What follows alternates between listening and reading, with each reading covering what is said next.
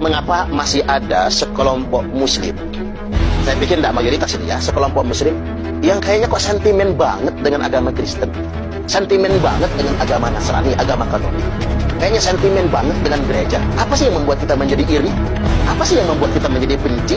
Sama-sama umat beragama. Apa yang membuat kita menjadi a priori antipati dengan itu semua? Padahal kita sudah punya pakemnya, karena lakum dinukum waliyadin. Kita sudah punya kebebasan untuk menjalankan agama masing-masing. Cobalah kita berpikirnya normal. Entah kan gereja itu tempat ibadah, tempat umat memuji Tuhannya, bukan tempat maksiat kan? Jadi baik lagi saya ingin tegaskan, tidak ada satupun ajaran Islam yang antipati dengan agama manapun, termasuk yang melarang mendirikan gereja. Jadi kalau ada orang yang mengatasnamakan Islam, lalu kemudian secara arogan melarang mendirikan gereja, dia sudah membajak Islam itu sendiri.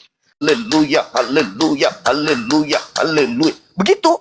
Seumur hidup kekal. Itu surga atau neraka sih? Ya, teman-teman sekalian, apa yang dijelaskan oleh Ustadz ini sangat luar biasa. Kita patut memberikan apresiasi.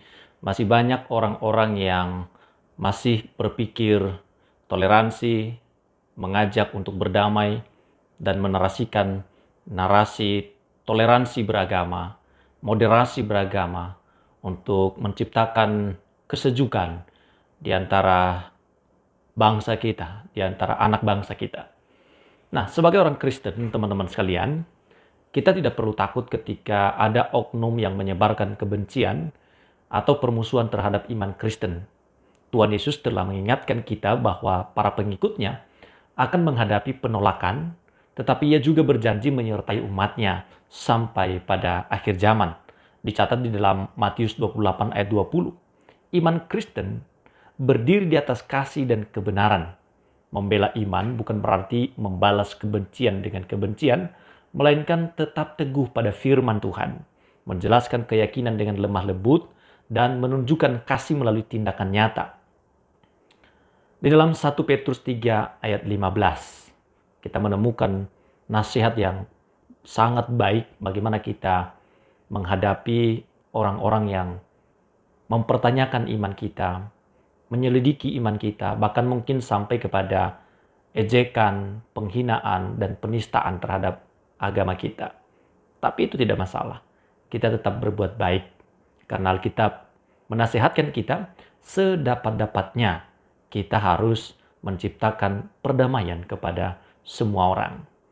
Jadi tidak sedikit kebencian muncul karena kesalahpahaman informasi yang keliru atau pengalaman pribadi yang buruk yang melatar belakangi mengapa perspektifnya dia menjadi keras, benci, dan lain sebagainya.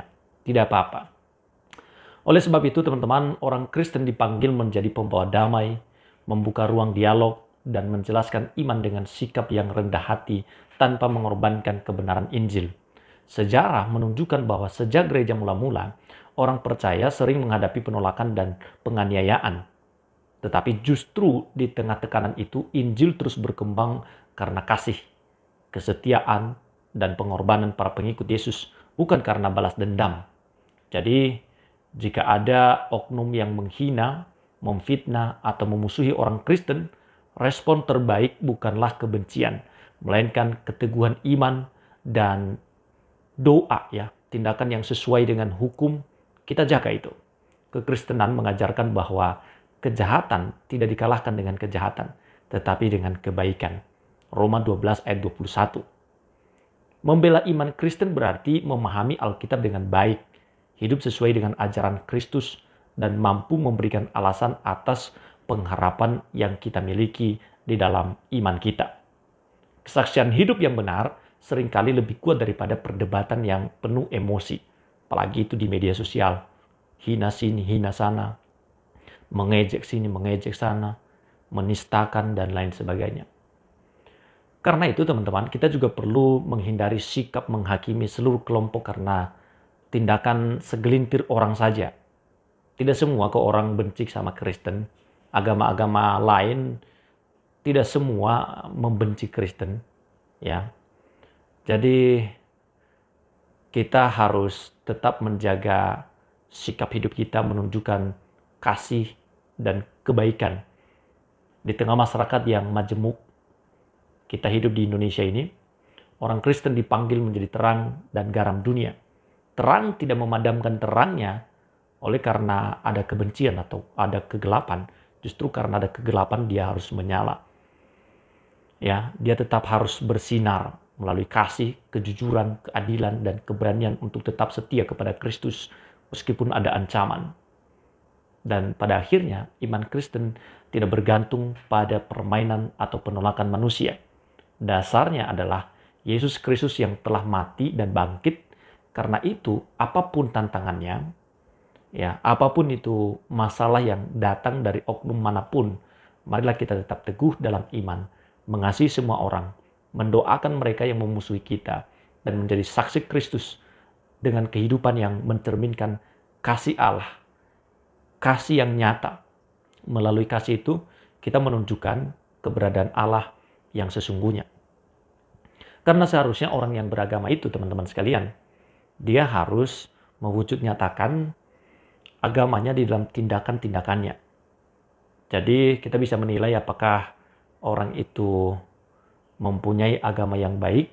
Seharusnya wujud nyata dari agama yang baik itu dapat dilihat dalam tindakan-tindakan orang yang menganutnya.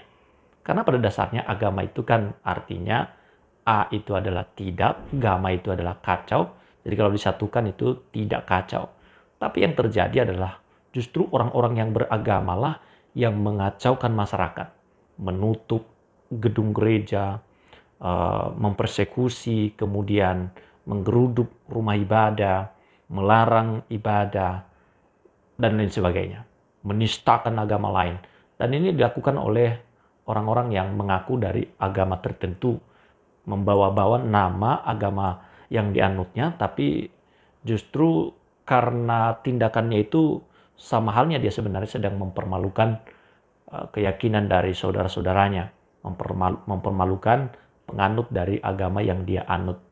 Ya, jadi kita sebagai Kristen, kita tidak boleh seperti itu. Kita harus menjaga sikap hidup kita, dan kita harus tetap hadir di tengah dunia yang semakin kacau adanya untuk memberikan warna yang baik, warna yang berbeda, tentu dalam hal positif. Ya, membangun kehidupan yang berkelakuan baik, membangun kehidupan yang berguna, bermakna, membantu sesama, bukan melihat dari suku, agama, tapi melihat dari sisi kemanusiaan saja sudah cukup untuk membuat kita sebagai orang beragama dikenal sebagai manusia yang punya kejernihan pikiran.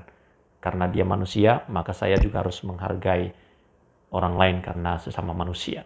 Meskipun kita tidak seiman, tetapi kita saudara dalam kemanusiaan, apalagi kita saudara sebangsa dan setanah air. Jadi seperti itu. Tuhan Yesus memberkati.